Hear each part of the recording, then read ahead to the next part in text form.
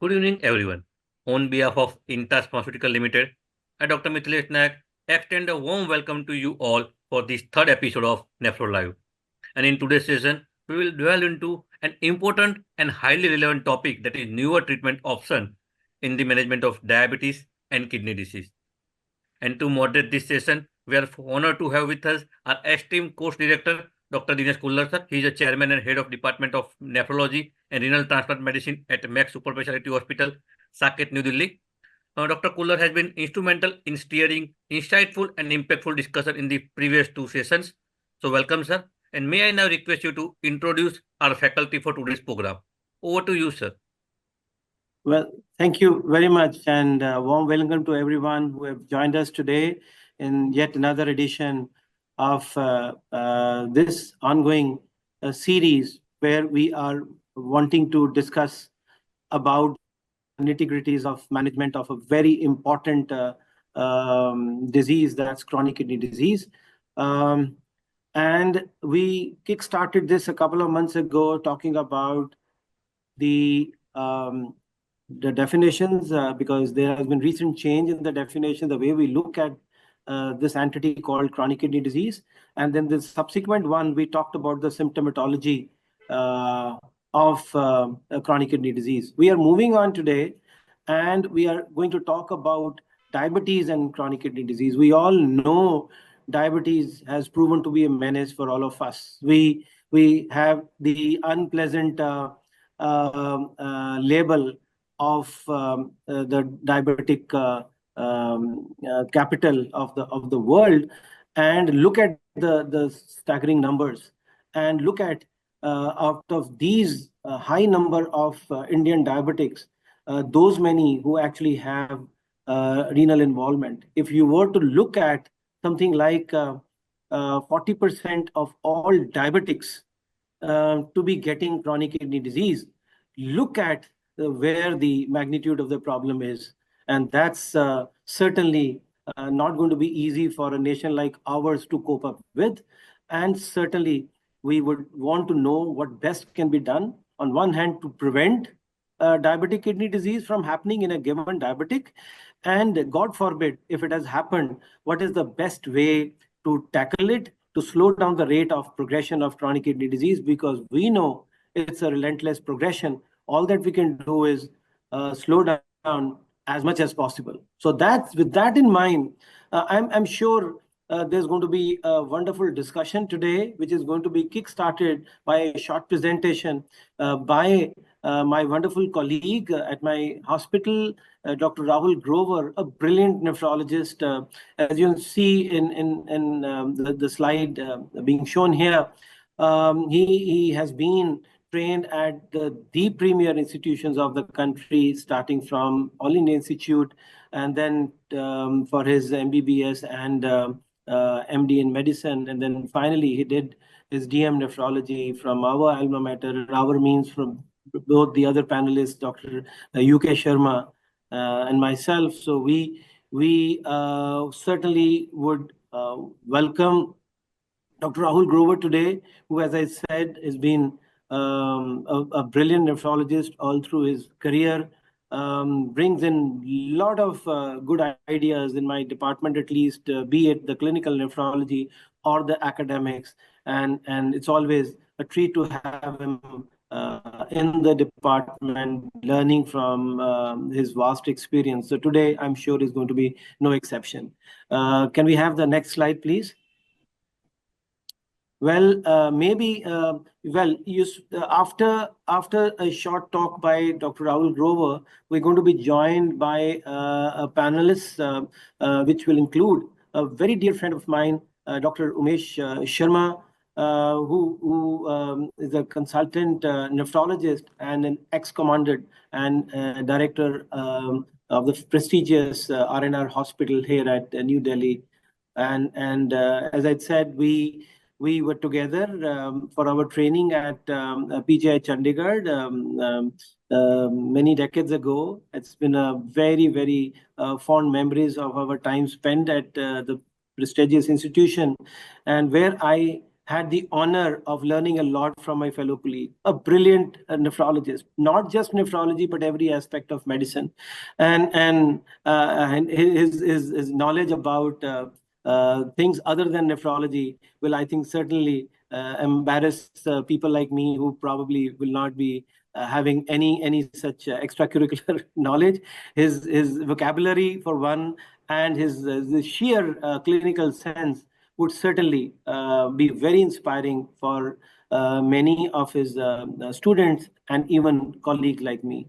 Up next, we have Dr. Om Kumar, who again is a very dear friend and a very famous personality from Patna, who's currently the professor and head of Department of Nephrology at the prestigious Indira Gandhi Institute of Medical Sciences. He has a vast experience in nephrology, both in clinical nephrology as well as in the academic part, where he's been a teacher for more than 30 years, numerous publications to his credit, and he is a well sought after speaker at many of our meetings, both national as well as international, and he has vast number of academic publications to his credit, and so many other accolades as well, which have been conferred on him. Up next, another, I'm honored, flattered indeed when these elite panelists agreed to our request at a short notice. And Dr. Hemal Shah, another dear friend of mine, was no exception. Another very a big force to reckon with when it comes to nephrology world. At the moment, he's a consultant nephrologist at the prestigious, famous Preach Candy Hospital in Mumbai.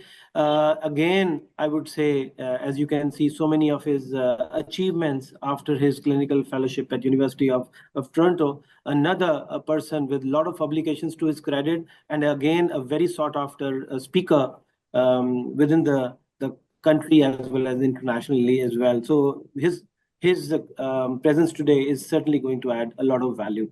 Up next is last but not the least. Next slide, please. Doctor, can we have the next slide, please?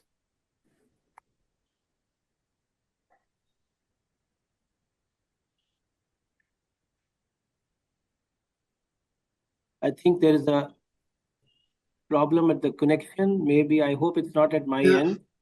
But just in case, I'll try to rectify it. Carry on. We can see the next properly? slide. In case, yes, please. Can we have the next slide? Yeah, we can see it. You can carry on. Yes. Can we have the next slide, please? I think. Sorry. In which case, I think up next we have as I said, last but not the least, Dr. Susina Alexander, who's from, again, a very prestigious institution of the country. That's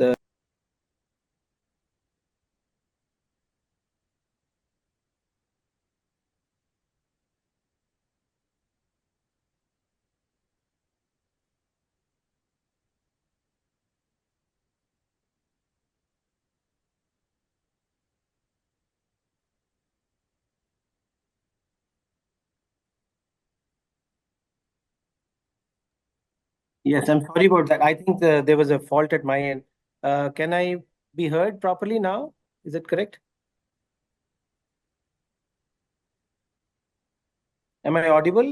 Yeah, you are fully audible. I'm so sorry. I'm so sorry. There was a technical glitch in between. So last but not least, Dr. Susina Alexander, another brilliant nephrologist representing Christian Medical College, Vellore, the famous, prestigious institution down south. She's currently a professor in the Department of Nephrology and additional vice principal of research and deputy director of quality and quality management. So again, it's a treat to listen to her presentations, and again, a very sought after person in the nephrology world for her sheer brilliance and her knowledge, and again an astute clinician, but above all a brilliant person with a lot of academic interest. So with this, we'll move on to Dr. Rahul Grover's presentation. And as I said, we will ask the panelists to join after Rahul has, I'm sure, going to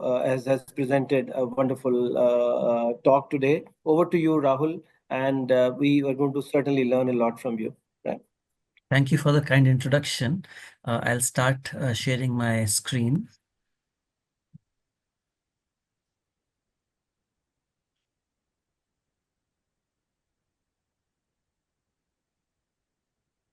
Is my screen audible?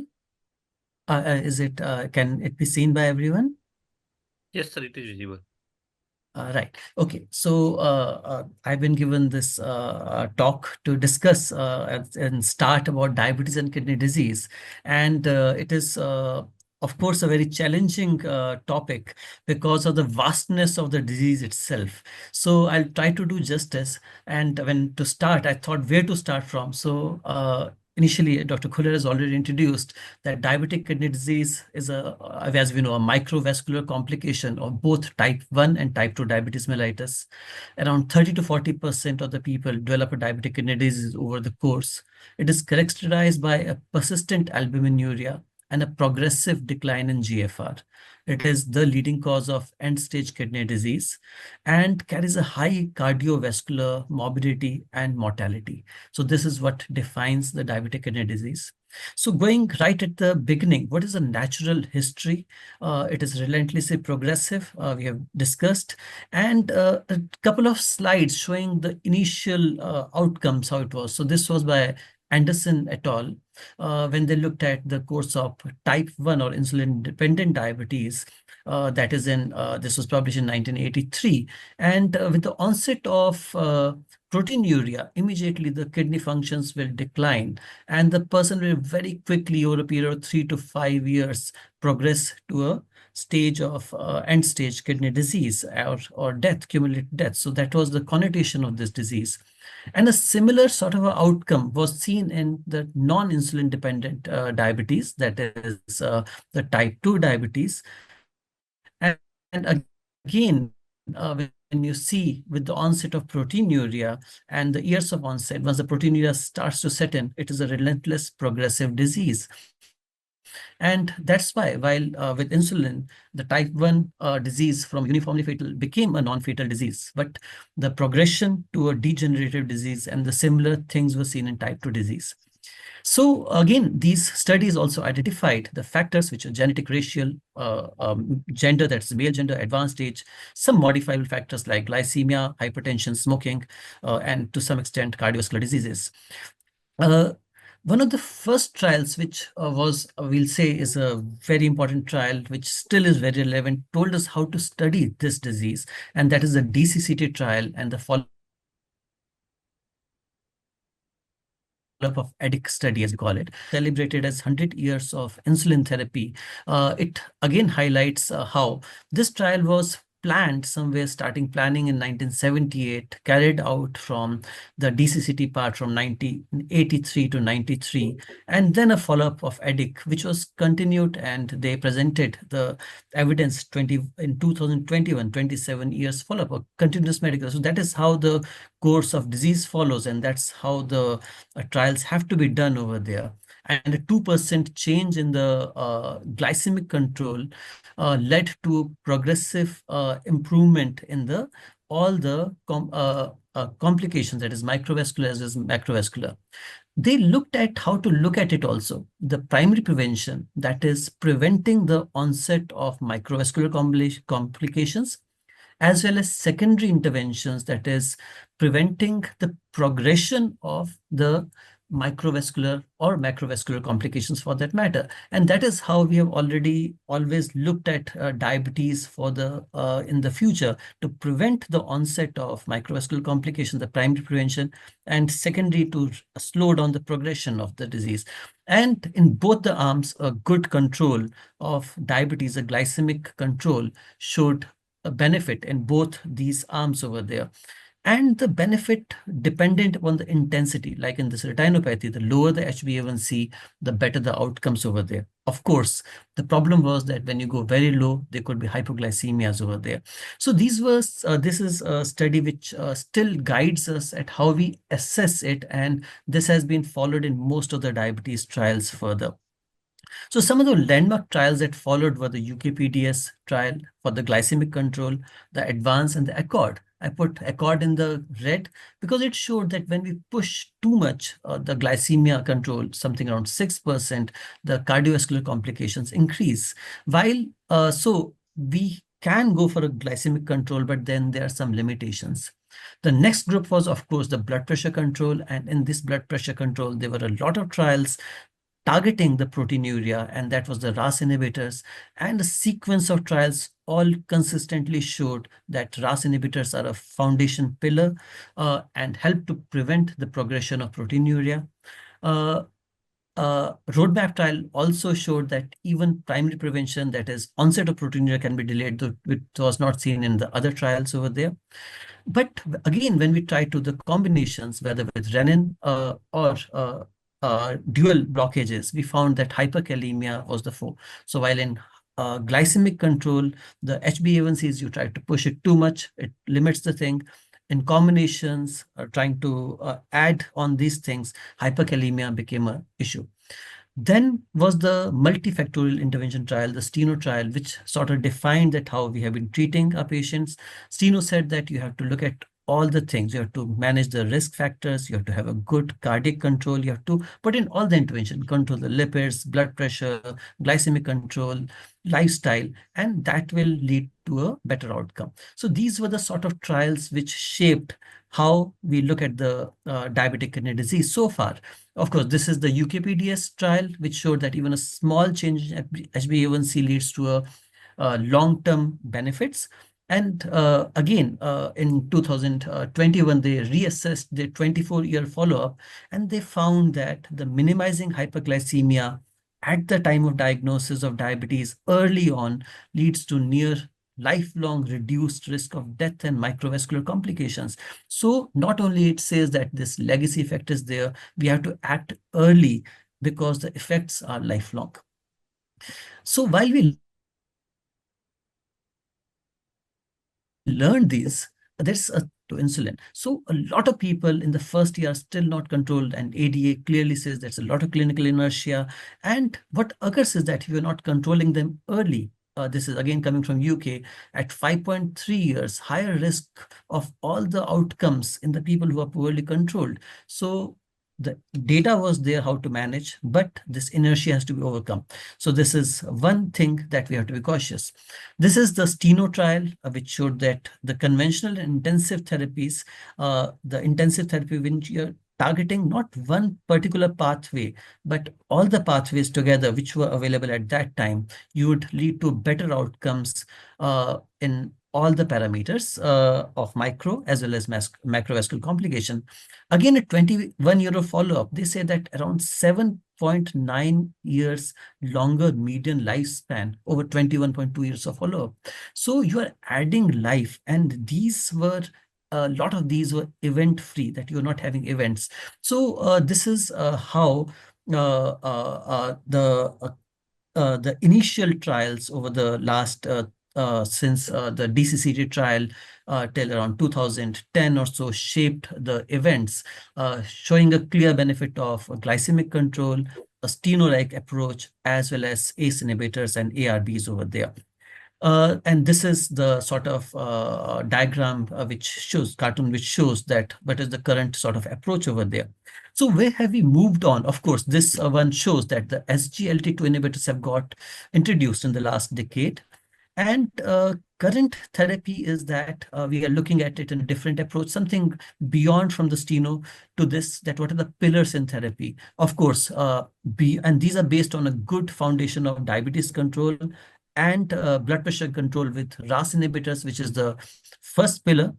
The other pillars are the SGLT2 inhibitors, which have come in the last 10 years, then aldosterone inhibitors and GLP-1 receptor agonists over there. And they impact both the micro and vascular complications. So these are the current, and I'll try to discuss these in the next few slides. So SGLT2 inhibitors, again, these are the trials. We, of course, all know the mechanisms of SGLT2 inhibitors, that how they impact and they have florid different mechanisms, from affecting the hyperfiltration at the glomerular level because of their effect on the glucose transport and the macular densa sensing over there, and the other pleiotropic effects on the cardiac factors over there. Again, the trials have been classified into the ones which look at diabetes and high risk of atherosclerosis, which are the DECLARE, TIMI, CANVAS, VERTIS, EMPA, REG outcome trial. The heart failure trials, which include DAPA-HF, EMPEROR, REDUCED, PRESERVED, DELIVER, SOLIST, and the pure kidney trials, the CREDENCE, DAPA-CKD, SCORED, and EMPA-CKD. So all these trials consistently showed a benefit in terms of both the outcomes, cardiac as well as renal. This is the meta-analysis, which I said, rather than discussing each of these trials have a benefit. So this meta-analysis was published in Lancet in 2022, 13 major trials which I listed, 90,413 participants, diabetes in around 74,800 of these, that is around 87.2%. The mean GFR, that is trial-based GFR of this 37 to 85 ml. The kidney disease progress showed a relative RR of 0.63, that is a 37% reduction. And if you look at the 4 CKD trials, the AKI, again a 23% reduction, and a CVD death, heart failure, again a 23% reduction. This is the number needed to treat. That is the absolute effects of these estimates. So when we look at the first chart, that is the blue chart in the chronic kidney disease over here. So around 1,000 patient numbers that are saved by treating 1,000 patients, something 11 over here for the kidney disease progression. For heart failure related hospitalizations, you save another 11, 4 acute kidney injuries, right? Similarly, in stable heart failure, you again save around 34 events for every 1,000 patients treated, and high atherosclerotic cardiovascular arrest. So these are very substantial, that you have to treat these many people and you find benefit. And the adverse events, that is ketoacidosis, amputations, you don't actually see any increase, which was initially thought. So a very strong data from all the trials of potency of these drugs over here. So the current thing is that they safely reduced the risk of kidney disease progression, acute kidney injuries, cardiovascular deaths, hospitalization for heart failure in patients with kidney disease or heart failure. And this is irrespective of diabetes status. And it has also been seen across the range of kidney functions. Patients have been taken from GFR of 20 to 85 over there. And range of diagnosis, even in non-diabetic kidney diseases, we see this effect. So class effect over there. This third pillar is the fenrenan. This is when we look at fenrenan, we are looking at additionally targeting of inflammation and fibrosis with this drug.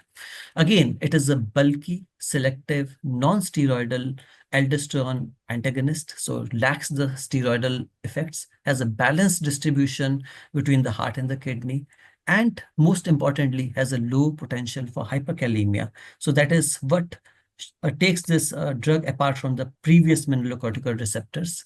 It has got a varied, the mineralocorticoid receptors have a very wide distribution in the body, in the blood vessels, in the kidneys, in the heart, in the adipocytes, in the intestine, and they have both genomic and non-genomic effects. In the renal effects, of course, the main effect we know commonly is the blood pressure and volume regulation. But then, specifically looking at kidneys, they are the aldosterone is responsible. The mineralocorticoid receptor activation is responsible to some extent for mesangial cell apoptosis, podocyte injuries, reduce autophagy. It causes oxidative stress and endothelial dysfunction. it shifts the macrophages to pro-inflammatory macrophages and ultimately leads to inflammation fibrosis. And this leads to progression of both kidney as well as heart disease. Uh, this is the pooled analysis from Fidelity pooled analysis, which shows that when you use phenylalanine, it showed a reduction in the endpoint, that is composite endpoint of cardiovascular events. And the reductions were significant, around 14% and around 22% of heart failure, as well as when you look at the kidney composite endpoint reduction, around 23%, and dialysis by around 20%. So it showed in these three trials, the Fidelio Figaro as well as the Fidelity pooled analysis, a significant effect.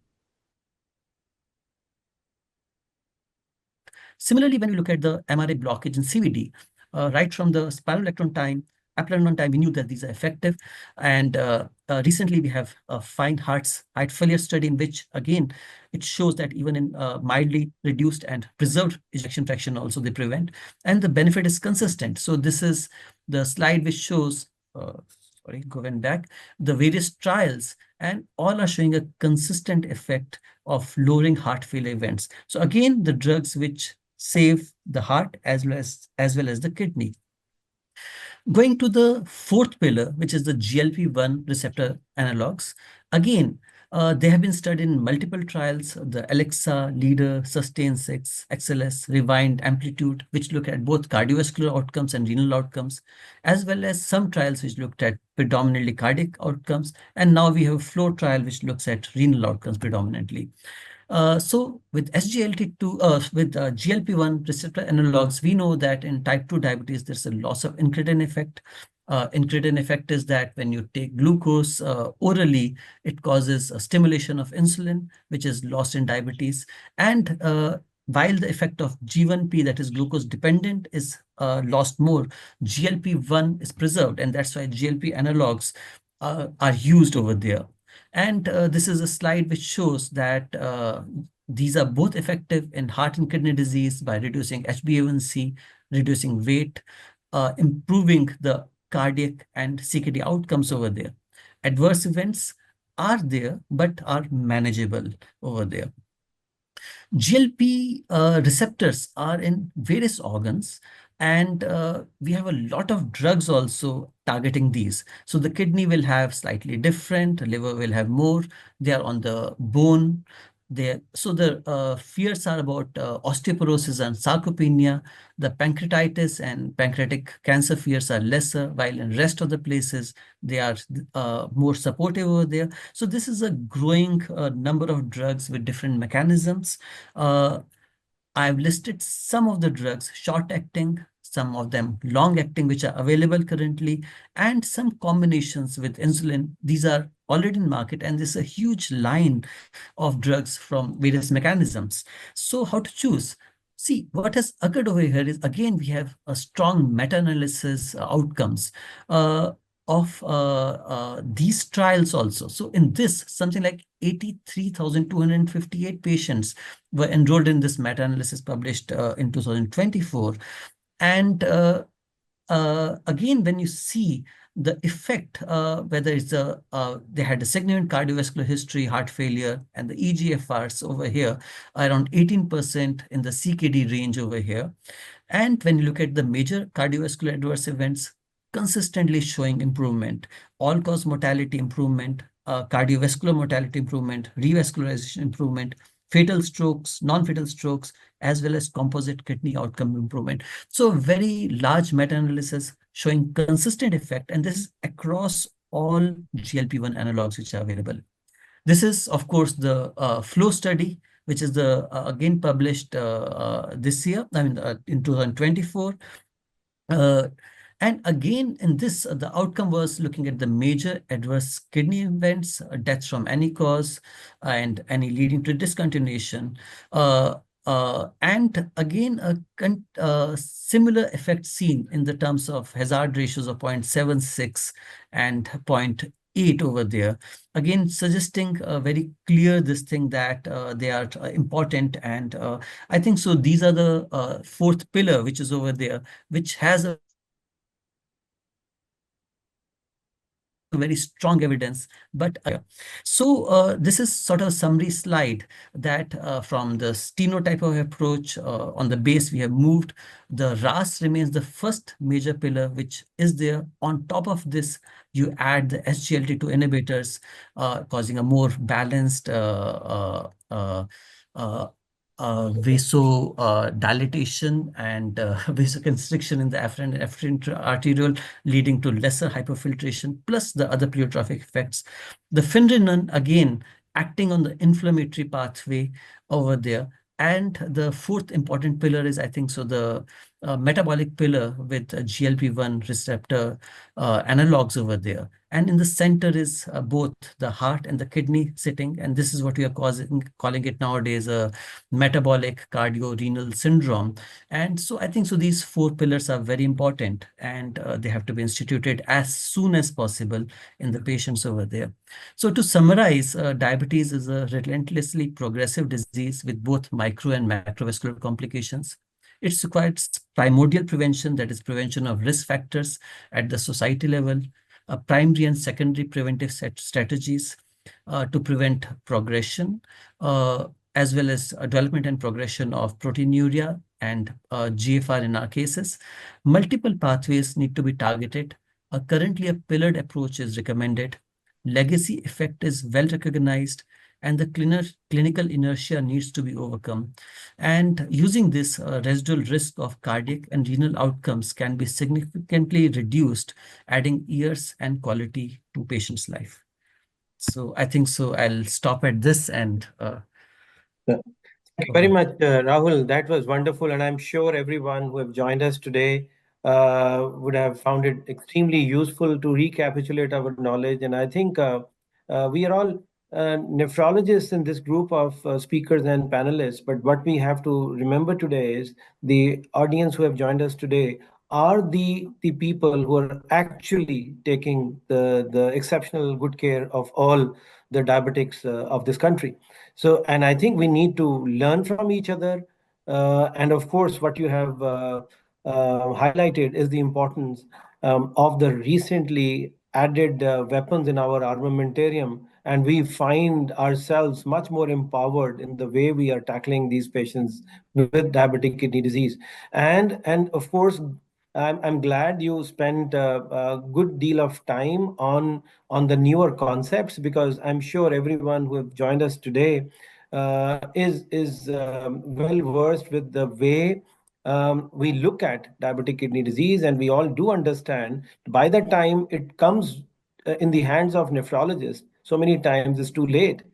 And the discussion today is going to revolve around what more can we offer when they do get into the trap of diabetic kidney disease. But then certainly I would, before we begin the discussion for today, I would want to highlight the importance of primordial and primary prevention, and I think which is certainly in the hands of all the clinicians who have logged in today. And it's our collective responsibility as physicians to tackle the menace of diabetic kidney disease. So I will, at this stage, bring in all the lead panelists, and I can assure you, ladies and gentlemen, we are going to have the best possible discussion, which will clarify a lot of your queries and which will certainly enlighten all of us, including my own self, when we are wanting to learn from these experts. So my first question to my very dear friend, and this is something, Dr. Mesh, which we were discussing, and we will start with absolute basics.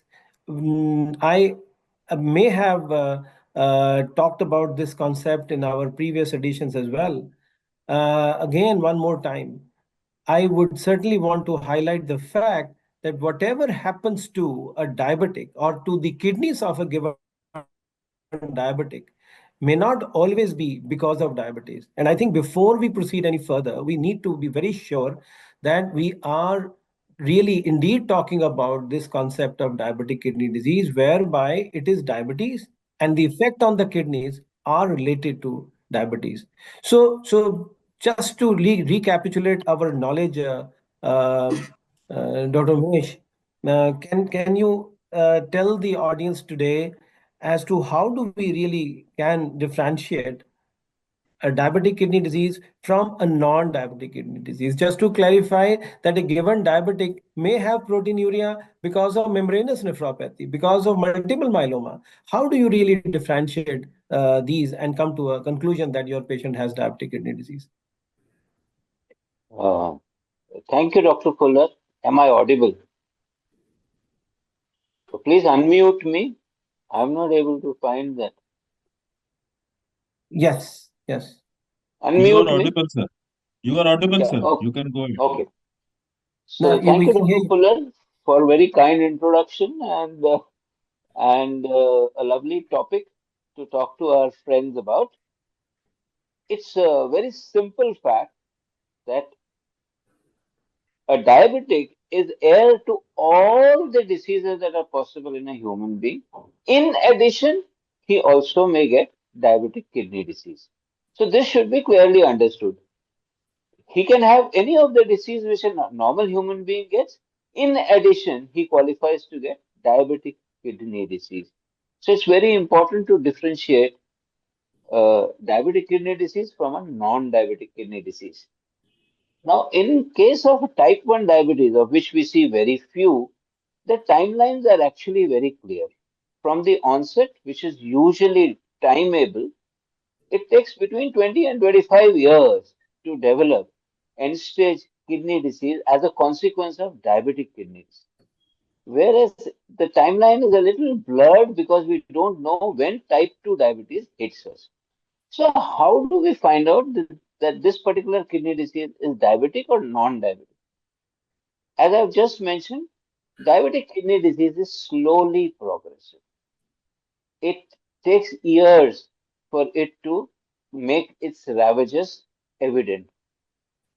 Whereas you have all sorts of other glomerular diseases, the timelines may be much shorter. The two sine qua nons of diabetic kidney disease, barring some exception, are proteinuria, especially albuminuria, and hypertension.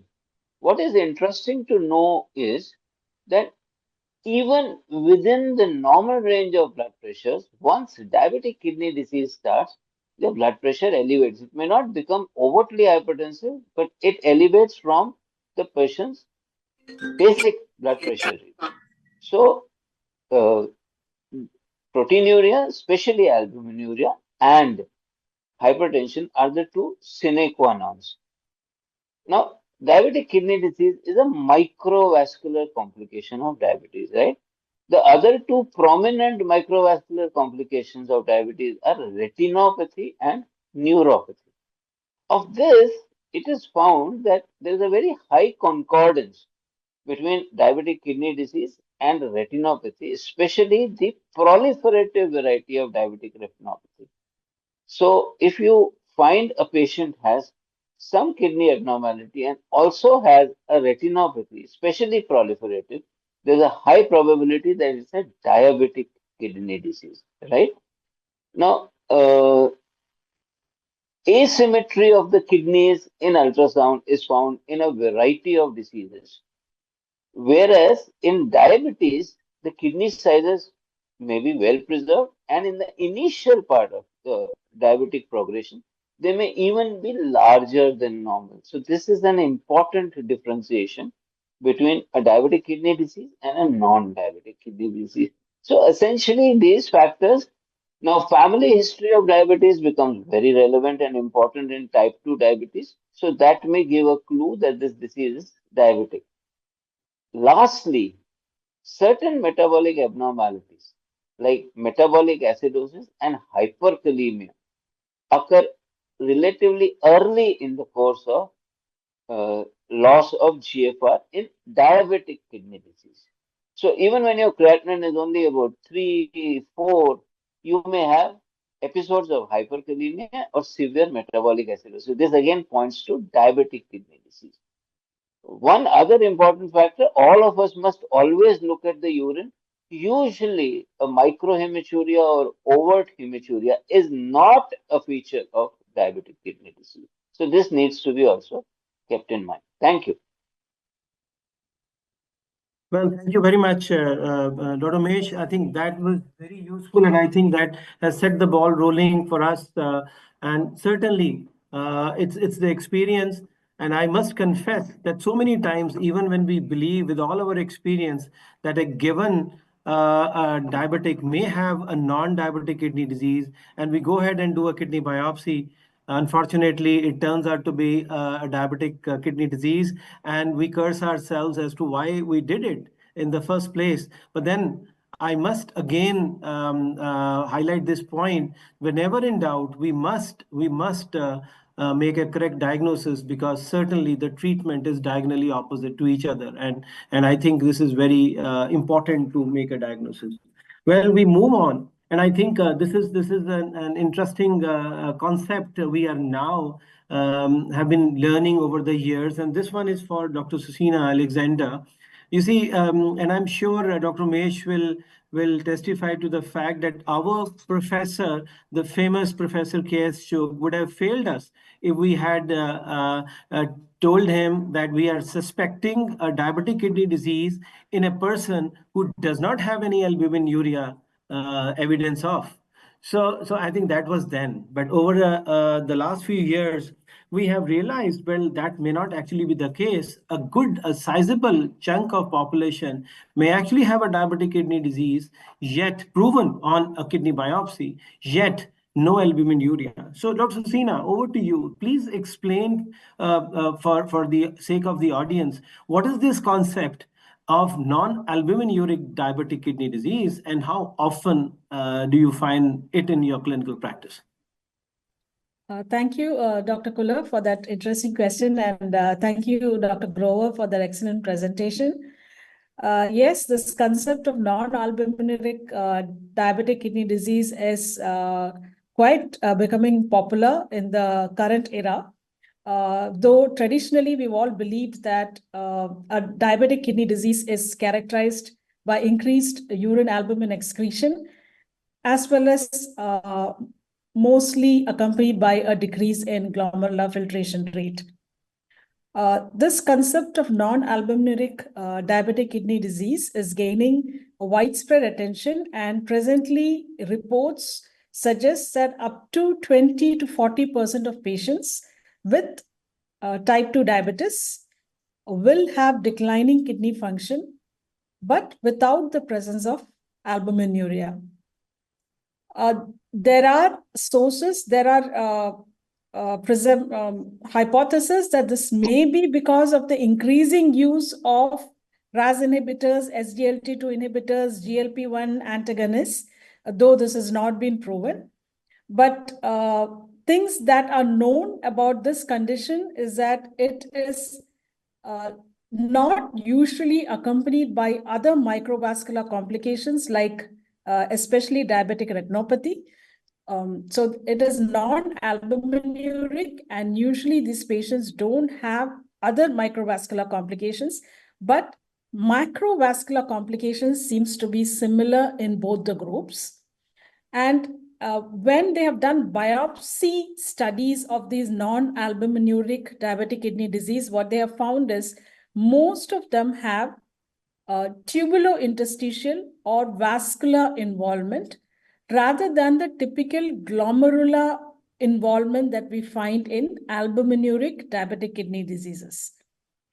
Prognosis-wise, it has a much more favorable prognosis than albuminuric DKD, though it over the long term, it also has been associated with cardiovascular disease and its risk factors. Well, I think that was very useful. Thank you so much, Dr. Sina. And I think the audience would have found it very useful. So something where we have could have been failed by our professor is now the talk of the town, whereby we believe up to 30 to 40% of these patients could well have diabetic kidney disease, even when there was no retinopathy, no albuminuria. So that actually makes it more complex to know what we are really dealing with. And certainly with so many coexistent diseases, be it chronic interstitial nephritis, where you may not get any albuminuria. So this will be quite confusing. But then one saving grace is that the prognosis is slightly better than the usual garden variety of albuminuria diabetic kidney disease. And I think, again, we are talking about the exceptions to what Dr. Mesh told us, that well, look for retinopathy, look for albuminuria. So with that in mind, my next question would be to Dr. Om Kumar. Dr. Om, we have always believed that it is the retinopathy first and then the kidneys. How often will you not find diabetic retinopathy in your patients, and yet they have a classical diabetic kidney disease when you had resorted to a kidney biopsy? Yeah, as we know that diabetic retinopathy, diabetic nephropathy, and diabetic neuropathy, these are all microvascular complications of long-term diabetes or chronic hyperglycemia, and usually mediated by the high level of glycosylated hemoglobin. But sometimes you may find that patient is having diabetic nephropathy without presence of diabetic retinopathy, or retinopathy patients not having diabetic nephropathy. But usually, as we have been knowing that both are microvascular complications and the pathophysiological pathways are almost similar in both the microvascular complications like chronic hyperglycemia, various level of oxidative stress, and the presence of inflammation and the VEGF mediated dysregulation or upregulation of RAS inhibitor. So usually they go side by side, but sometimes there may be discordance. But if we are finding evidence of diabetic retinopathy in a diabetic patient, it warrants that they should be looking for the presence or absence of other microvascular complications. And usually presence of diabetic retinopathy tells that patient may be having microalbuminuria, especially if patient is having proliferative retinopathy or macular edema. It signifies that patient may be having significant glomerular disease. And in the biopsy, kidney biopsy, it has been seen that the presence of severe retinopathy or macular edema is associated with glomerular lesions or mesangial expansion rather than tubulointerstitial tubular disease or vascular disease. So sometimes, as Dr. previous panelists were saying, that if we are not getting diabetic retinopathy, then we should go for or think we can think of non-diabetic kidney disease in these patients. So presence or absence of diabetic retinopathy is very important in managing these type of microvascular complications. Yeah, and I think we will also those who are talking today that the case may be a little different in type 1 diabetics Right. vis-a-vis type 2 diabetics, and you certainly should give due importance to. But Dr. Om, the way Dr. Susina highlighted, would you be little more relaxed when your patient of proven diabetic kidney disease was not having associated diabetic retinopathy? Would you also believe that this kind of patient will have a relatively better prognosis from the kidney point of view as compared to those who have a massive proteinuria and have severe proliferative diabetic retinopathy? Right. The presence of or severity of retinopathy tells about the level of severity of nephropathy also. So if patient is not having retinopathy, we can be slightly sure that patient is not going to develop severe nephropathy in absence of retinopathy. So my moving on to, and I think let's start talking about something which we are all very eager to learn, and that's about the management. And before we begin talking about the various drugs, let's try to set some rules or some targets for us.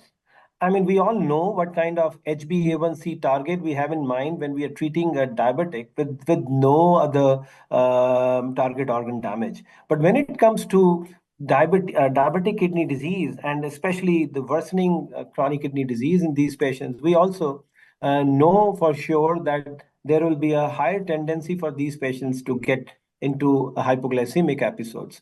Well, with that in mind, question is for Dr. Himal Shah. Himal, do you believe that we need to have a different targets of blood sugar values of HbA1c in our patients who have early stages of CKD and then late stages of CKD? Will it make a difference to have, or do you think no? If we deviate from our standard of care, will it bring more? Will it do more harm to these patients in terms of the progression of the CKD? Yeah, sure. Thank you for having me on this panel, Dr. Kula. First of all, I think Dr. Grover has tried to address this in his talk. One word of caution about how we measure our sugars. HbA1c is what my direct question is. But I think our panel, our audience also will be now aware that CGM is what is more recognized and it should be relied upon more. But if I have to give a one-line answer to your question, is the K-DOKI, which we always fall back on as the Bible for treating our patients. The target is to keep it around 7 and not too low, but around 7. So that is what the guideline says, and this has been adopted by various other diabetic as well as cardiac guidelines.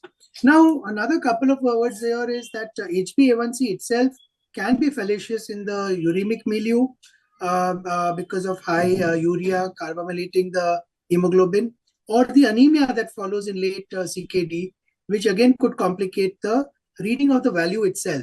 So by and large, HbA1c should be 7 and below, but do use CGM as well. Now, a word of caution about there have been studies in the diabetic population where they have compared tight control and like it's only over 10 that they have seen HbA1c over 10 that the death the mortality increases dramatically. So that is a population where again the fluctuations are very, the dialysis population I'm talking about. Of course, if you're still talking about just the CKD, then 7 would be the right guideline. There, and this data we have known for almost 50 years. The Wikipedia is in the DCCT, which has been already mentioned in the talk. Those were the ones that doctor told us about keeping it around 7 and not keeping it too high, where micro and macrovascular complications were less.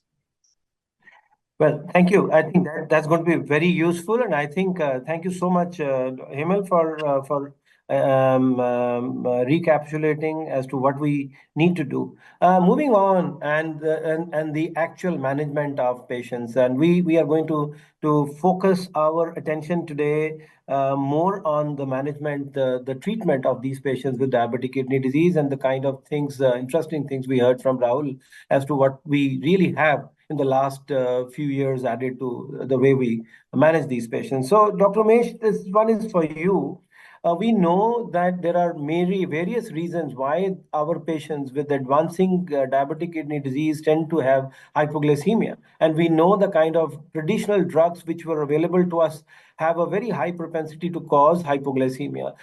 So how do you tailor make your management of, or you treat their diabetic status when they have more advanced CKD, typically CKD stage 4, when the GFR has fallen to less than 30. So would you stop a few drugs? Would you go in for necessarily insulin all the time? Or would you have faith in the newer things which have been added to us, which have been available to us? Yeah. A very interesting question. Uh, the fact is that as the GFR falls, the individual tends to get more and more into hypoglycemia because even the endogenous insulin needs to be broken down by the kidney. And when the kidney is dysfunctional, the episodes of hypoglycemia become far more common. Now, the drugs themselves carry warnings, the newer drugs also. Of course, the older drug, like, for instance, metformin, which was the absolute baseline drug started in most type 2 diabetics. When the GFR falls below 30 mils per minute, we tend to avoid that drug because it does lead to lactic acidosis, and this is mentioned in the drug's own literature that it is not recommended to continue with it. Of the other drugs, now, the drug classes were already mentioned by Rahul. He covered it very beautifully. SGLT2 inhibitors, uh, then the non-steroidal mineralocorticoid receptor antagonist, and the glucagon like peptide. And he did not particularly mention GPP4 drugs, that is the gliptins. Individual preparations have been recommended for patients with GFR up to 20 mils per minute. Fortunately for us, even ordinary labs these days, when they report creatinine, they give you the calculated or estimated GFR in the brackets. So for an average clinician, it is not difficult to know where does the GFR lie in a given patient. So certain of these drugs are recommended to be given in half the doses, even up to a GFR of 20 mils per minute. But I am reminded of a 1966 publication by Jocelyn Clinic in diabetes. It used to say algorithm for treatment of diabetes, detect diabetes, offer insulin, patient refuses, start with metformin, that is the glycemia does not improve, add a sulfonylurea, more or less now not practiced much. After that, we have these newer drugs.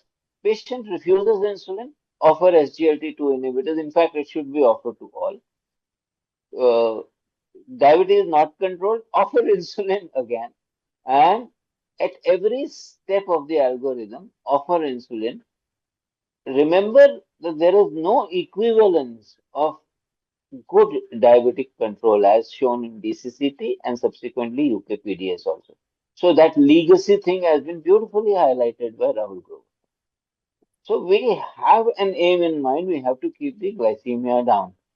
So whenever we have a problem with the newer drugs, remember that a GFR below 20 mils, most of these drugs are not really recommended, barring a few exceptions. You will read about linagliptin as a GPP4 inhibitor, which can be continued late into stage 4 of the nephropathy. So by and large, in my practice, I do offer insulin to these patients when the GFR drops below 20 mils per minute, and comprehensive glucose monitoring that was alluded to by Dr. Hemant Shah. I would like to do that instead of only depending upon HbA1c. Thank you. Well, thank you very much, Dr. Mesh. I think that was very useful. I think the first everyone must know as to what typically goes on in a nephrologist's mind when we are treating the diabetic status in a given patient, because our approach may be a little different because we are probably a little biased. We want to certainly control the diabetes, but at the same time, we want to add value to this control of diabetes by giving a drug which does more than merely controlling diabetes. So we are talking about the way Dr. Rahul had alluded to, and well summed up by Dr. Umesh, that well, we are wanting to add value. And how do we add that value? It's basically giving them drugs like SGLT2 inhibitors, and now we have confirmation that this approach is safe even in those with GFR as low as 20 mils. The studies are underway where we are wanting to look whether they make any difference even with a GFR lower than 20, or even when they have reached a stage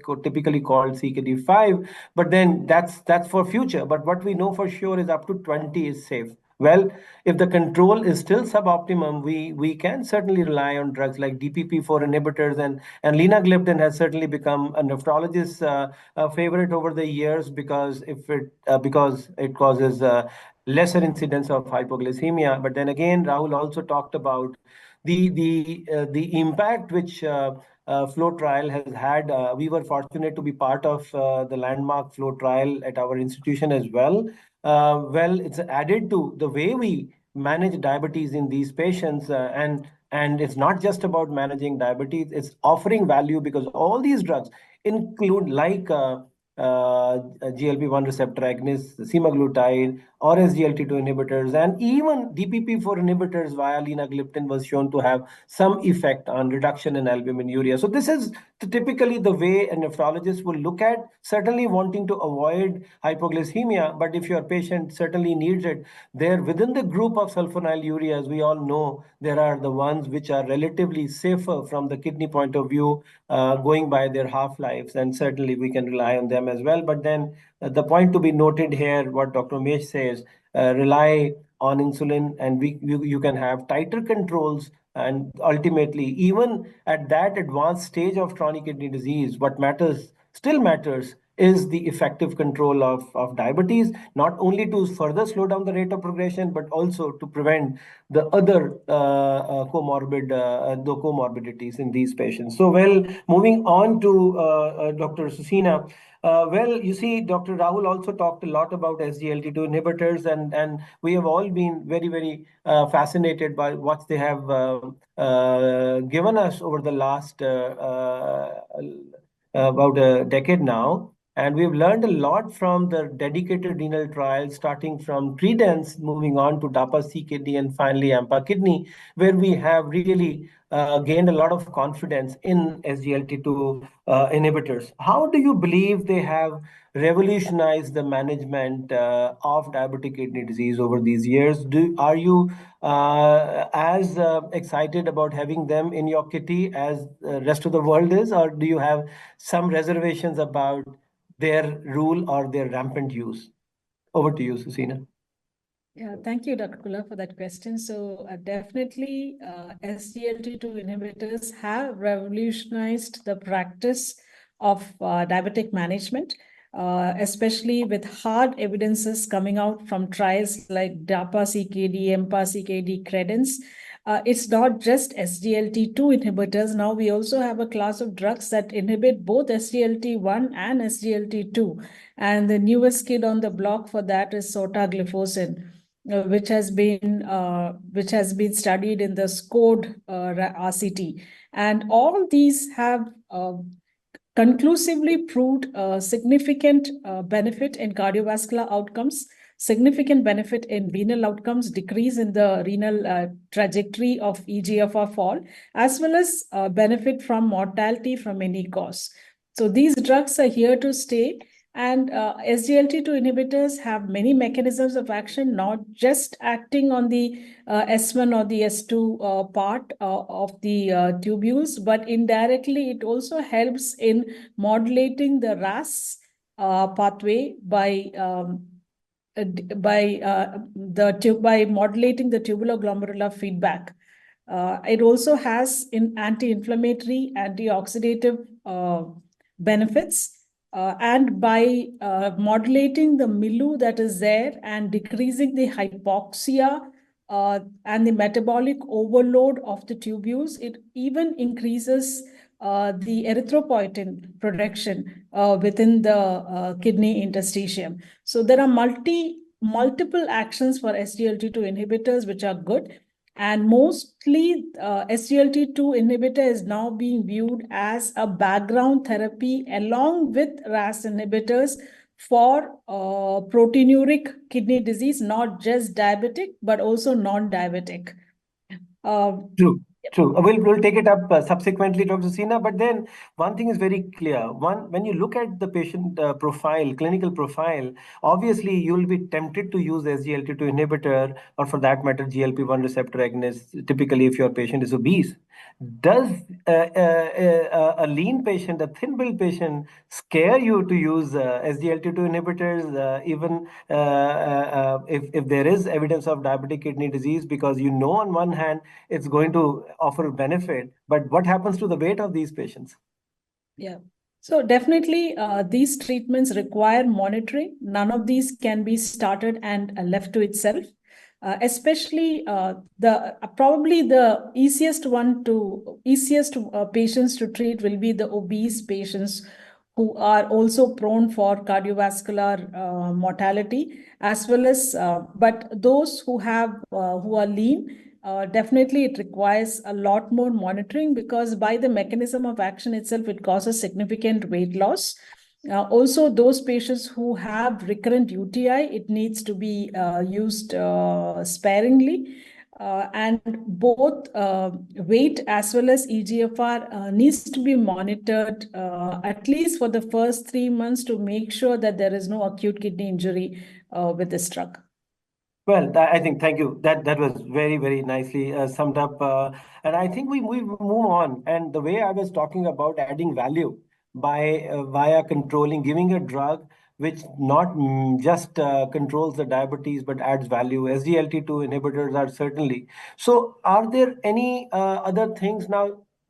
Taking a paradigm shift from what we are talking today, especially in the context of diabetics. Dr. Om, this one is for you. Would you want to recommend SGLT2 inhibitors? I mean, given your vast experience as a nephrologist, in situations other than diabetic kidney disease, which means, let's say, a patient is a diabetic and has a non-diabetic kidney disease, would you have a similar kind of faith in SGLT2 inhibitors? You're on mute, I believe, Dr. Om. I think, can you unmute yourself, please?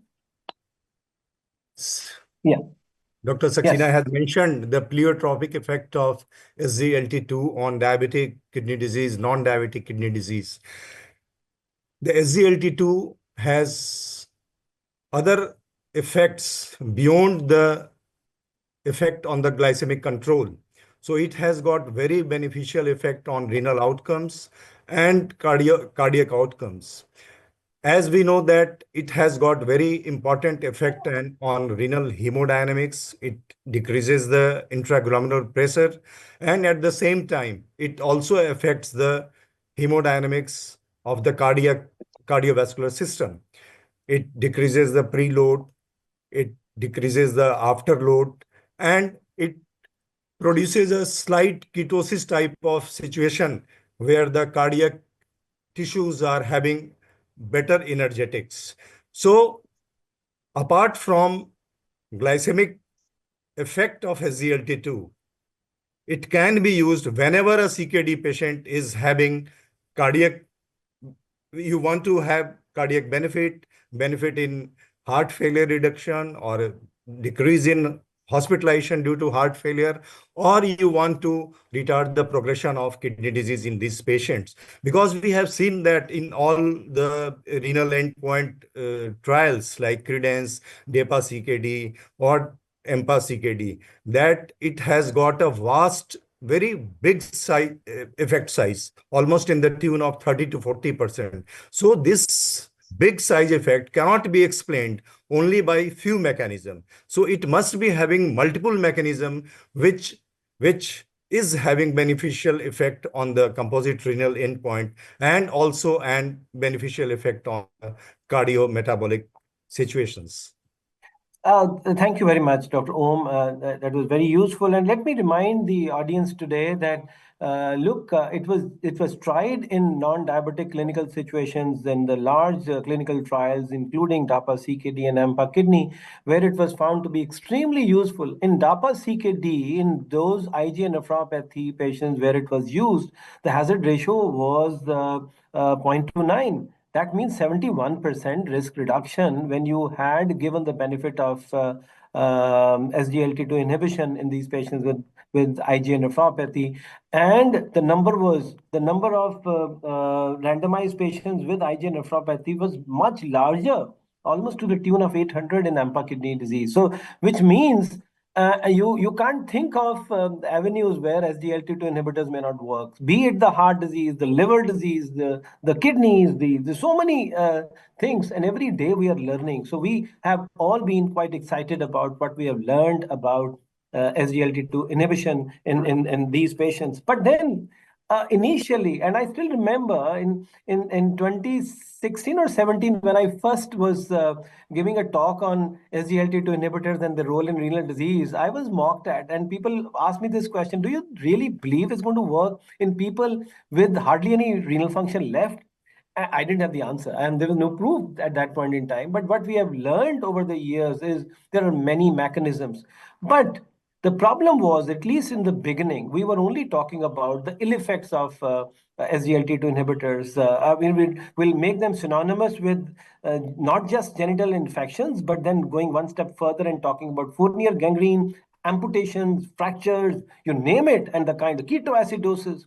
So, do you really believe, Dr. Om, that the situation is that grim? Are they really that bad a culprit, or their potential benefits far outweigh the kind of risk typically associated with them?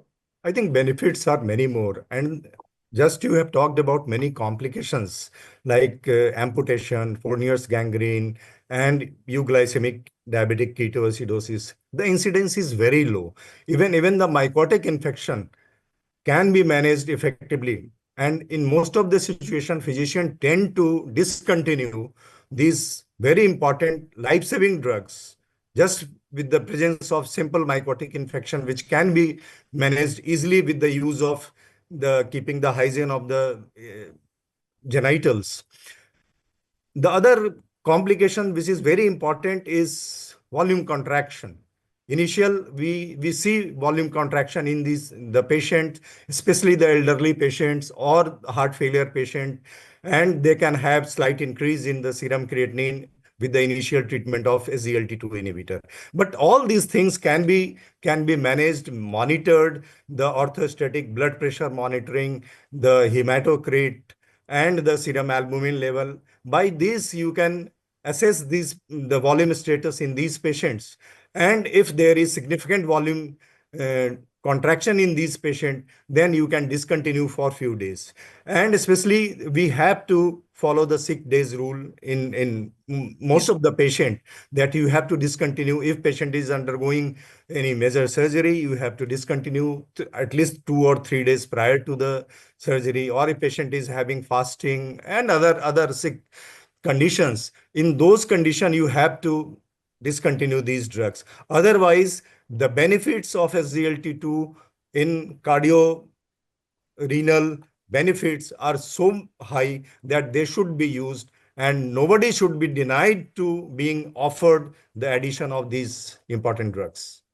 Very reassuring indeed, and I think the what you have highlighted is the judicious use of a given drug, which we all must accept our responsibility to know how to best use the drug. But certainly, it is not the villain. They are certainly not the villains they are often made out to be, and certainly they have revolutionized the way we have been managing diabetic kidney disease or many other kidney diseases as well over the last few years. And moving on, the other drug which Rahul had talked about quite passionately was the GLP-1 receptor agonist, and I think we've heard a lot about the injectable form of semaglutide. There are a lot of things. The good or the bad we are talking about semaglutide these days, because people more often talk about the management of obesity via GLP-1 receptor agonists. But we will limit our discussion today to the kind of impact they have had on diabetic kidney disease. So Dr. Himal, do you believe they really have a nephroprotective effect, and how do you really believe so, if you say so, and via what we have learned from via the landmark trial, that's flow trial as well. So, what are the pleiotropic effects of GLP-1 receptor agonists also, which you will keep in mind while managing these kind of patients? Yeah. So I think there's a lot of change in our mindset after the flow trial was published. And to give a little bit of a synopsis of this trial, this was done in chronic kidney disease patients. They looked at stage 2, 3, and 4 CKD patients with moderate and severe proteinuria. So basically mirroring the kind of patient that comes and sits in front of us on a daily basis seeking our advice for chronic kidney disease or diabetic kidney disease. They looked at the renal outcomes, and this included worsening of kidney disease. What they found is that there was a 24% reduction in the heart kidney outcomes, that is GFR. And when translated into, in fact, a gain of about 1.1 ml of GFR per year. So this, I thought, was a blockbuster trial in that sense. particularly for our obese patients. In India, we see a lot of obesity-related type 2 diabetes and kidney disease arising out of it. And conventional wisdom did tell us that you had to bring down the weight to control all the ill effects that it brought along with it. But now we had something that actually proved that this was actually happening. I completely agree with Dr. Grover when he talked about the multiple pillar approach. And GLP-1 array is now establishing itself very strongly. I would be a little judicious about whom to give it. You talked about lean diabetics. Obviously that this will may not make the cut as of today till we know further that it is really making a very positive impact on the kidney. But in the obese diabetics, it would definitely make a big impact. You are all aware that this week itself, the Indian guidelines have come out for obesity, which are a little tighter than what the international guidelines were. So, in fact, more people will qualify. Whether all of them need it or not, it's going to be your personal opinion. But I do think losing weight does help. We've seen this in the non-diabetics as well. We ran the biggest bariatric program in India at the Saifi Hospital with Dr. Lakdawala, where I used to see all these patients, and we've seen proteinuria in non-diabetics, obese patients, which used to settle down once they lost a significant amount of weight. And I think now the bariatric itself is now made redundant by the availability of all these drugs, such as the Ozempic, and now I believe Mounjaro is likely to be launched in the next financial year. So we'll have more options. So I think definitely a drug which should be used judiciously and which will impact our long-term outcomes of primary prevention and secondary prevention of diabetic kidney disease. Dr. Himal, leaving aside the cost factor, now a patient has come to you when the GFR has already fallen to less than 30. And as I said, we are definitely, as nephrologists, going to add value to the control of diabetes via either SGLT2 inhibition or GLP-1 receptor agonism. So which drug, again, would reiterate, cost factor aside? So I think as of today, just because of the test of time, we have more data and experience with SGLT2. So I would definitely go with that. Though the flow trial has included patients with this kind of the advanced setting that you talked about, up to GFR of 25 as well as proteinuria of 5,000. But just in our hands, SGLT2 has been around for longer. So that would definitely be my first choice. And if we still have time in terms of the GFR, basically the renal time, we could add this on a subsequent follow-up visit. Right. And I think there was also a lot of talk about whether your patient has concomitant heart failure or whether it is atherosclerotic cardiovascular disease in case there is an associated cardiovascular comorbidity. So I think maybe people may want to talk more about GLP-1 receptor agonist being given in a situation typically where your patient has atherosclerotic cardiovascular disease, while I think SGLT2 inhibitor will be probably a common thing, be it heart failure or atherosclerotic, it'll score over, and especially the kind of cost. Now I'm bringing in the cost factor, which is very relevant. Yeah. Just one quick addition here, because we're talking to a non-nephrology group, is the now recommendation of using it even in non-diabetic CKD, the SGLT2. This is something which we need to stand and keep propagating, because patients are questioned as why is this diabetic drug there. So we need to create larger awareness that now it qualifies as a CKD management drug even in non-diabetics, and in people with heart failure, even in non-diabetics. And going by the fact that they will not really cause too much hypoglycemia. So that's I think very, very, very important for us to remember. And I think another drug which and again Rahul was talking about quite excitedly, and something which we learned quite a lot, and we are going to ask Dr. Susina about her take on a very interesting, impressive class of drugs. That's the non-steroidal mineralocorticoid receptor agonist. And let me recapitulate our knowledge about MRAs, not necessarily steroidal or non-steroidal.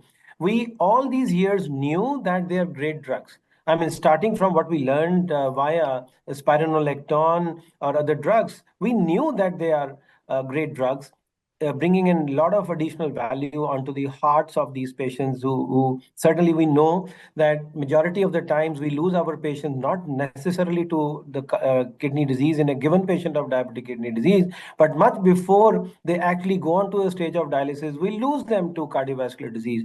And here, if if you have a drug which takes care of associated heart failure, but the problem was the hyperkalemia.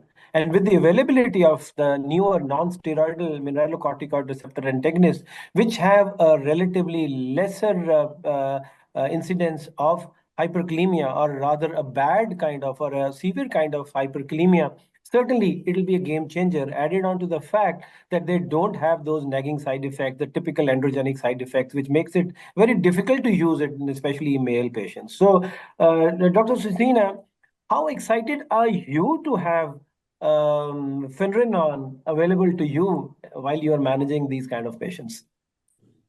Yeah, thank you, Dr. Kula. So Finerenone is the other new kid on the block. As Dr. Kula had mentioned, we have seen older versions of it for generations. It started with spironolactone, and then it went on to eplerenone, and now we have the third generation, which is Finerenone and the like. The major differences that make Finerenone more attractive than its predecessors are that it has a much potent action compared to the previous compared to its predecessors. It is non-steroidal, so it does away with the steroidal side effects that we used to see with the spironolactone, especially in males with painful gynecomastia. It also has less hyperkalemia, but mind you, it just means it's less. But we do see at least mild hyperkalemia in a significant number of patients, but much lesser compared to its predecessors. And it has a lower half-life.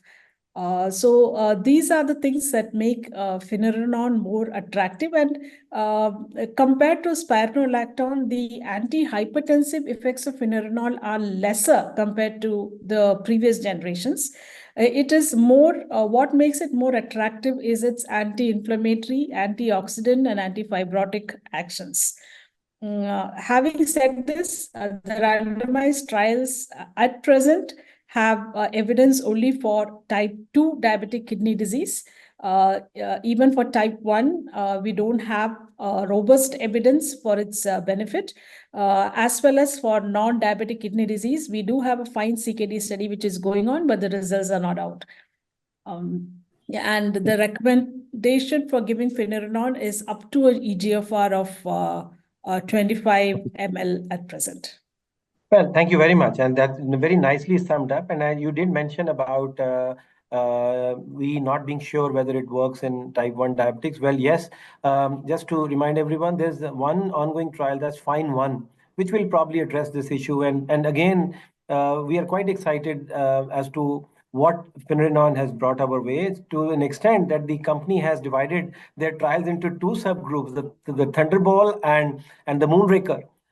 Talking about whether how effectively do they work in heart failure, heart disease, and we recently had our article published where we talked about Finerenone even in heart failure and cardiorenal syndrome. So a lot of exciting days ahead with these new molecules, the three of them which we have discussed today. But not to take any credit away from the traditional, the all these years we've been using RAS blockers, we've been using ACE inhibitors, and the recent times a tremendous experience with angiotensin receptor blockers. So, Dr. Om, this one is for you.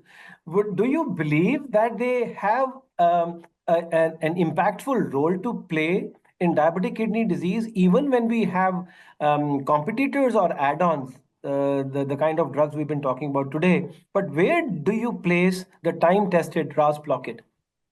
By now, we have come to know that there are four important pillars in managing these chronic kidney disease or diabetic kidney disease. But we must admit that ACE inhibitor or ARB are the foundational drugs. And these drugs are used as standard of care in almost all trials. Though in future, use of SGLT2 as standard of care may become true in future trials. But as of now, I think that ACE inhibitor and ARBs are having a definite role in managing these patients, as they are renoprotective, they reduce the albuminuria, though they are not having the good outcome, CV outcome as good as SGLT2 or GLP-1 receptor agonist. So I think that the role of ACE inhibitor and ARBs are going to stay in managing these type of patient. Whenever the patient is not responding, the only thing, the problem with us physician is that we are not maximizing the ACE or ARB in our patients to have desired role. And at the slightest complication of ACE inhibitor or ARB use, we are discontinuing. And most of the times we forget to reinstitute the ACE or ARB in these patients. So we have to maximize, give the maximal tolerated dose to have the beneficial effect in these patients. And this has been practiced in all the trials. But in real world, it happens or not, we have to know that. So quite nicely summed up, and I think we must remind the audience today that all these landmark trials were conducted over and above the standard of care, which had to include the maximally tolerated RAS blockers. So we cannot assume that they have a lesser role to play. So we should not undermine their importance and take any credit away from our time tested on whose shoulders we were managing all these kind of difficult patients all these years. So well, one of the limiting factors when we are giving drugs like RAS blockers, or even as Dr. Sina said, you may experience lesser chances of hyperkalemia in these patients, but then certainly that risk will always remain. So as I was wanting to convey, one of the limiting factors is the coexistent hyperkalemia, which certainly gets compounded if we add, let's say, RAS blockers with the non-steroidal MRAs in these patients. So, Dr. Hemal, this one is for you. Would you recommend that on one hand, we continue to repose our faith in drugs like RAS blockers and MRAs, and concomitantly give them potassium binding resins and have a comfortable sleep?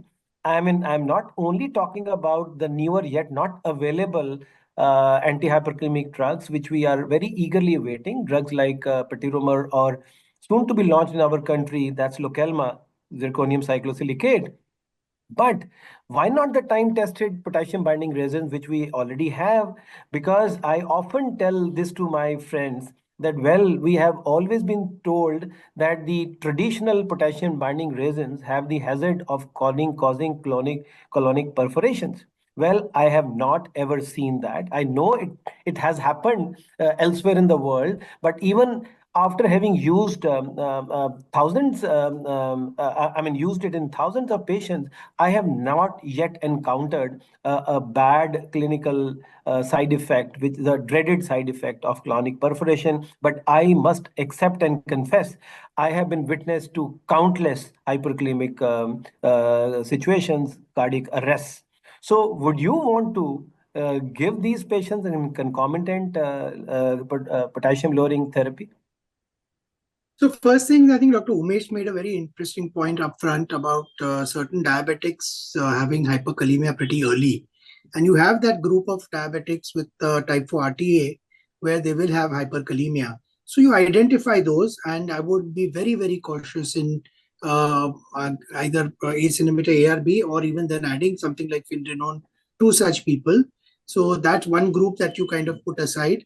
Then focusing on I've seen the diet advice. I think that's sometimes missed out. But if we strongly prescribe a good dietary potassium restricted diet, then the adherence to these beneficial drugs is far more.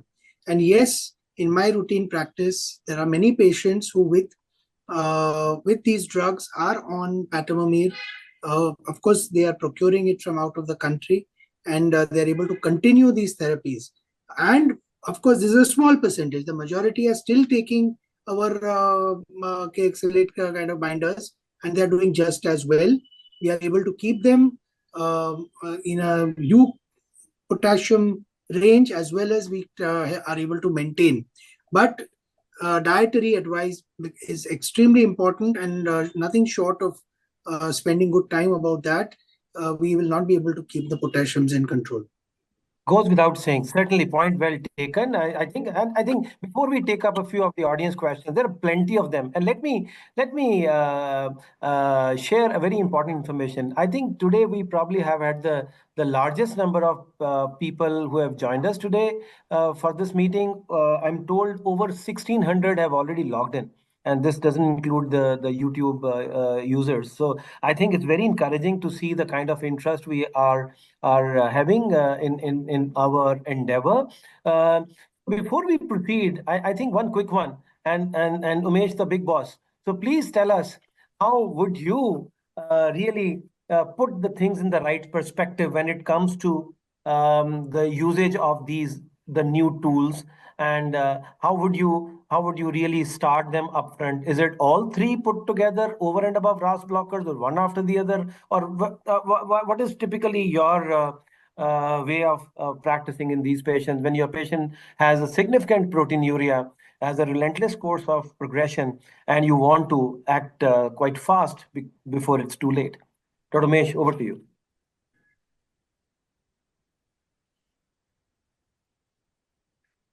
Is Dr. Mesh there? I believe is there. Yeah. It has already been emphasized by panelist after panelist that apart from ACE inhibition or angiotensin receptor blockade, that is RAS intervention, it is absolutely the standard of care the world over. Additionally, SGLT2 inhibitors have now become part of the standard of care. So when I start my treatment of my patient, I use both these without a doubt and monitor them. Monitor them for their proteinuria, monitor them for their EGFR, monitor them for their body weight as well, sincerely, religiously. You see, I come from armed forces where there's always an emphasis on prevention rather than treatment. So we try and tell them all of these, including physical activity, reduction weight, all this. About sequential adding, yes. I add finerenone only when I have not had the desired success with RAS inhibition and SGLT2 inhibitor. That is when I choose to add finerenone. I must admit that I don't see in my practice too many very obese patients of type 2 diabetes coming to me with diabetic kidney disease. So I have used the GLP-1 agonist sparingly. I have used them, it is not that I have not, but that is, kept after I have tried these first three steps: RAS inhibition, SGLT2 inhibitor, and finerenone, that is a non-steroidal mineralocorticoid receptor antagonist. So this is the way Yeah. I practice. Well, thank you very much. I think that's very insightful, and I'm sure this is going to be very, very useful for everyone who has joined us today. So, just to take up a few questions, and I'll invite Dr. Rahul Grover for his expert comments when it comes to helping me answering the queries which have been raised by the audience today, and one few very, very interesting questions. Taking up Dr. Nair's question first, and that's how to diagnose chronic kidney disease in patients without albuminuria. Because remember, we had asked this question specifically to Dr. Susina: would you still believe your patient has diabetic kidney disease? And she had very rightly pointed out, well, you can see it in good 30 to 40% of cases. Well, in these cases, the diagnosis, Dr. Nair, is going to be made by the other component. That's the reduction in GFR, which if it stays in the abnormal range, typically less than 60 mils per minute for a period of over 3 months, you will have to accept that your patient has kidney disease, chronic kidney disease. And now I think you will have to use your clinical judgment whether you want to fit it into a diabetic kidney disease or think of a non-diabetic kidney disease, whereby you may have to take the help of a kidney biopsy to settle the issue so many times. And I think we'll move on The next one is from Dr. Bharat Bhushan. The starting time of Finrenon. Dr. Rahul, would you want to take it? Dr. Bharat Bhushan wants to know what, according to you, should be the starting time of Finrenon in a diabetic kidney disease stage. We know that they are not allowed to be used if the GFR has already fallen to less than 25, as Dr. Susina pointed out. But where do you really fit the usage of non-steroidal MRA? Yeah, I think so. In What you have to see is that it is an extension of the renin-angiotensin-aldosterone axis, RAAS as we call it. So once you have reached a full dose of your ACE inhibitor ARB, which you are using, the person is not having hyperkalemia. I think so. We should add it right across over there. Rahul, Dr. Mehta wants to know, you talked about various GLP-1 receptor agonists, but agreed, we have data mainly predominantly via flow trial in the context of semaglutide. Would you want to have the same kind of faith in, let's say, dulaglutide or other available GLP-1 receptor agonists? Is there any data which talks about reduction in proteinuria in them or offering any renal protection, or is it Yeah, so I mentioned the meta-analysis. Yeah. So I mentioned about the meta-analysis, and these were meta-analysis of the mainly cardiovascular trials, and around 18% of them had kidney outcome data over there. So I think so the data has been quite robust in the others also. And again, the meta-analysis was pointing, it is published in 2024, it's pointing that probably we are underutilizing because of lack of knowledge. And while they have different mechanisms, the different receptors, there are some are partial, some are different ways of looking at injectable, oral, but the incretin effect that they cause may be similar. And I think so the meta-analysis of this cardiovascular disease outcome trials show a very significant reduction in CKD outcomes with all of them. So it is likely to be a class effect. Some drugs like Monjaro may have more weight reducing property. They block both the incretins. So I mean, they are analogs of both of them. Why they have it is there. But I think so it is the analysis so far points that probably we are underutilizing these drugs and they may also have a class effect. Mounjaro is finally going to be available in our country, thankfully, for those patients who are really paying a hell of a lot of money importing it because there's been a hype around Mounjaro. Hopefully, it's going to be available in April. But then again, you had said it doesn't work against one pathway, GIP-1. We all know it has a dual modality of action. So it will predominantly work probably the way semaglutide also works. That's going to be via GLP-1 receptor agonist. But yes, the weight loss effect of terzepatide is much more profound, and I think exciting days ahead for all of us to learn. Dr. Rajan wants to know, and I think he talks about that the AMPA kidney and DAPA CKD trials, landmark trials, though, no doubt about that, but they had differences in trial design. So should we really consider effects of SGLT2 inhibitors in diabetic kidney disease as class effect? Well, I think I may take this opportunity to answer that because we were part of DAPA CKD in our capacity as national lead investigator, and we, of course, we know India was not included by Boehringer for AMPA kidney, but then we do know that they were a little different from the Credence trial because they did include non-diabetic situation, and AMPA went one step further where they included non-albumin uric. So in today's context, today's discussion, we have answers. But well, on one hand, I personally would tend to believe that it is a class effect, but certainly we can talk about only those aspects which have been really addressed via carefully designed trials that we can say, yes, AMPA kidney showed effect in non-albumin uric DKD as well, because there was a sizable population between 20 and 45 GFR who did not have albuminuria.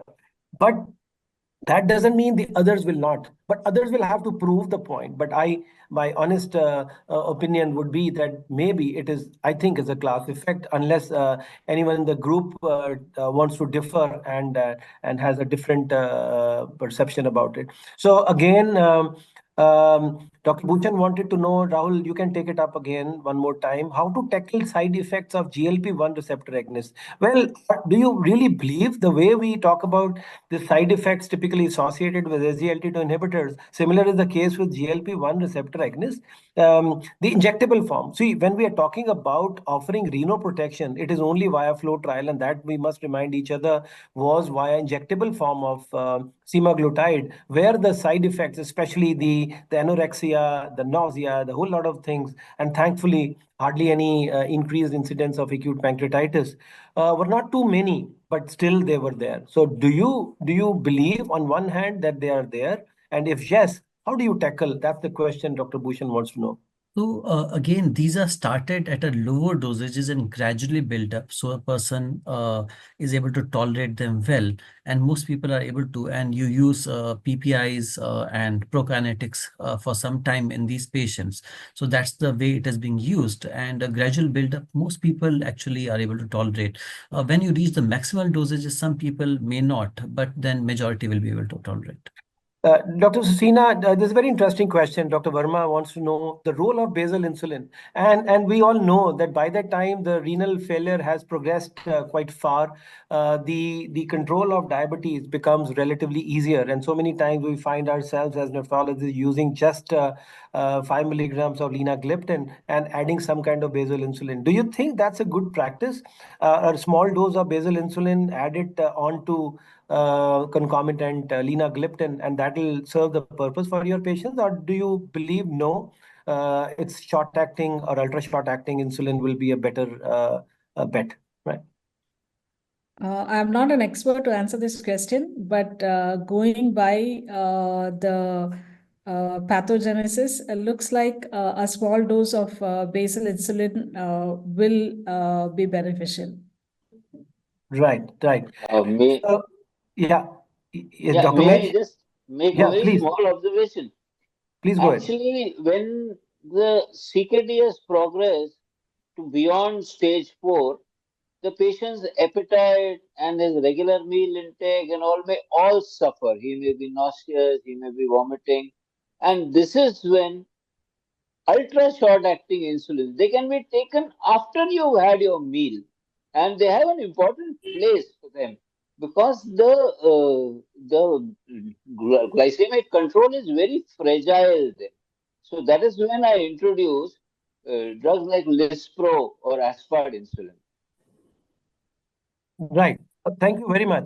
I think there are lots and lots of other questions, very interesting ones, and so like this question from Dr. Jani, who wants to know whether there's any role of ARNI. Dr. Jani, you will have to excuse me. Wonderful question, no doubt, but you'll have to wait for our subsequent edition when we talk about the cardiovascular disease in as concomitant to chronic kidney disease. Please stay tuned, and certainly I'm not going to take any credit away from the wonderful question that you have posted. So many other questions, but I think the paucity of time, I'm getting feelers. On one hand, I'm told the registrations have crossed 1700 now. The logged in people have crossed 1700 now.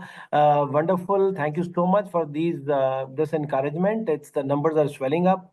With the passage of time, with each subsequent edition, and certainly the elite speakers and elite panelists which we had for today is going to make the big difference and going to add value to our subsequent editions and spread the buzz about our endeavor, humble endeavor, in whatever little way. The struggle of yeah.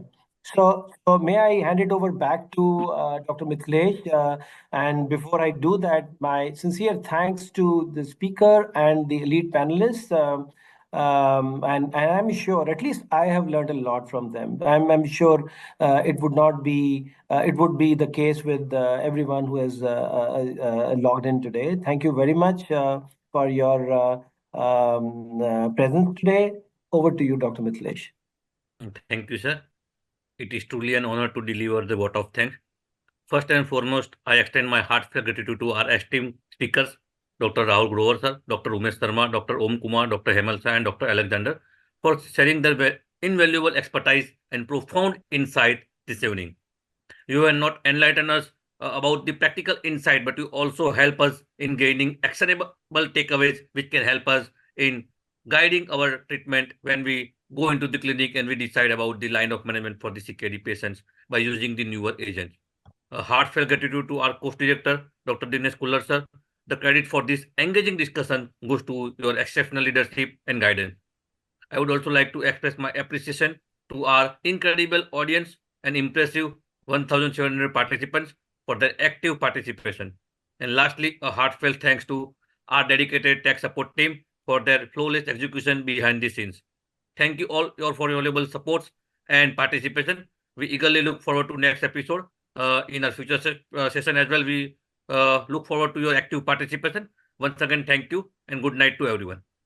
And certainly a vote of I mean appreciation from our side to the excellent team spearheaded by Mr. Amit Roda at Intas Pharma, and full credit to you for keeping it a purely academic exercise, going beyond branding. And this is what was agreed upon and very nicely consented to by the team from Intas, because they are purely dedicated to spreading the message of the science of nephrology, and we are of course limiting ourselves to discussion around chronic kidney disease. And very nice endeavor and round of applause and our heartfelt gratitude for the kind of tremendous efforts your team, especially Gaurav Khanna, and of course medical team headed by Dr. Mithilesh are putting. And I, of course, you would know the people behind the scenes, and because to have this kind of a successful story,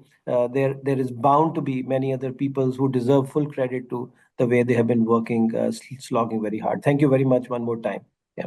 Sir, I would only like to say one thing, that the entire credit goes to you for making this program such interesting and engaging, sir. So thank you very much, sir, for being there for us.